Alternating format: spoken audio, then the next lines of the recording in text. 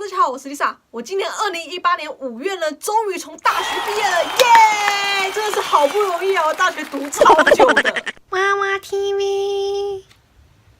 我一直就不是一个很会读书的小孩，从小的成绩呢就一直都是吊车尾。每次考试我都是低空飞过，才可以国小毕业、国中毕业到高中毕业。我妈在我身上花的补习费其实也不少，但成绩都不见起色。到高中快毕业要申请大学的时候，我也是因为成绩太差，托福又考得超烂的，所以我连一间正式的大学都申请不到。这样子的我嘞，到美国来之后呢，不知道是为什么，好像是突然开窍的样子，开始好好读书，想尽办法要得到好成绩。而当我申请到 Berkeley 的时候呢，我身边的人，包括我的父母啊，还有亲戚朋友们，都觉得很不可思议，一个从小成绩就吊车尾的孩子，竟然可以读到 Berkeley。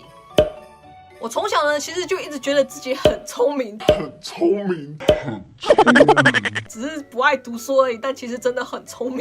读书方面的才能我是没有啊，但是小聪明倒是蛮多的。我到美国来之后呢，也因为善用了我这些小聪明，才能顺利的转学到 Berkeley， 然后再顺利的从 Berkeley 毕业。前面讲了这么多呢，都不是今天的重点。今天的重点呢，是我很聪明。不是啊，今天的重点呢，是要分享这些让我顺利转学毕业的这些小聪明。那我们就废话不说说，开始吧。首先呢，我是觉得选课的功课一定要做足。到了大学呢，你已经可以自己选课、自己选教授了，所以我们就要做多方面的调查，尽量去选可以让你拿高分、简单的教授。要是那个简单的课的教授呢，他的课是在早上8点的话，我为了得高分，我爬也会爬去。在美国，你要调查课跟教授的话呢，你可以用一个叫 Rate My Professor 的网站，里面有很多学生对教授的评价，可以仔细去看一下大家说的，这样就可以了解到这个教授的风格啊，跟他给分数的比重。这个其实我之前就已经有做过一个影片，是专门讲这个的。想了解更清楚的话呢，可以去参考你所不知道的美国选课技巧这支影片。另外，除了这个网站之外呢，你也可以去问问身边其他同学啊，看看他们都上过什么样子的课，教授的情况如何。有很多简单课的教授呢，都会在学生之间流传，所以很多人都会知道。再来这个呢，我觉得蛮重要的，就是把每个学期要上的课呢都给安排好，不要把自己不擅长的课呢全部都排在同一个学期，这样你自己会很痛苦，成绩应该也不会太高。我觉得这个是我上大学之后学到了一个还蛮重要的事情，把自己的课排好，把自己的时间规划好，做一个有计划、会规划的人，这样子呢每个学期呢才不会过得太辛苦。想知道我是怎么计划安排选课的，可以参考我这支美国社区大学选课难吗的这支影片。再来呢，这第3个我也是觉得蛮重要的，就是去利用学校所有的资源。像我之前也有说过的，可以去教授或者是助教的 office hour。如果上课有什么问题啊，或者是有什么不懂的知识呢，下课呢都可以去助教或者是教授的 office hour。我觉得这是一个蛮好用的资源啦。我不管是在社区大学还是在 Berkeley 的时候呢，我都常常跑去 office hour。这样不仅可以跟教授或者是助教多认识一点，也比较容易得高分。我是这样觉得的啦。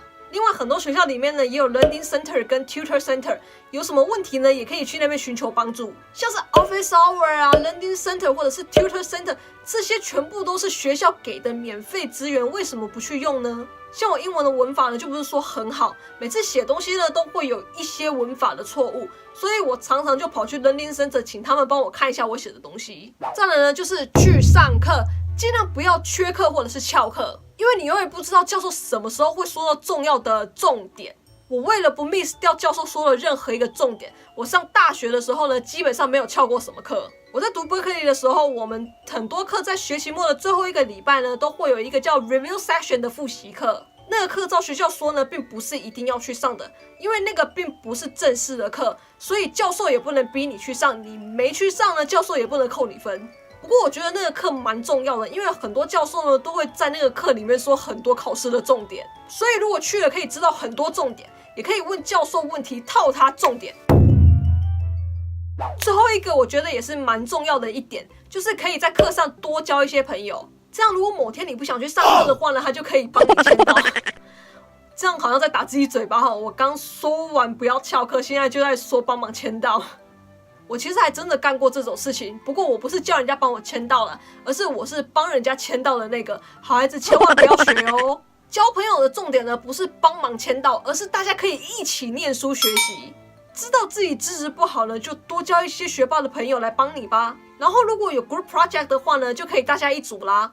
好，那以上呢就是我自己在大学使用的一些小聪明，提供给大家做参考，也希望对大家有帮助。另外，也欢迎大家留言告诉我你的想法。然后，如果你有一些更好的方法呢，也欢迎留言跟我一起帮助大家。那今天的影片就到这里，如果你喜欢的话呢，不要忘记帮我按赞、按订阅、开铃铛、加分享。另外 ，Lisa 也有 Facebook 跟 Instagram， 有兴趣的朋友们呢，也可以去 follow 按赞一下哦。那我们就下次见啦，拜拜。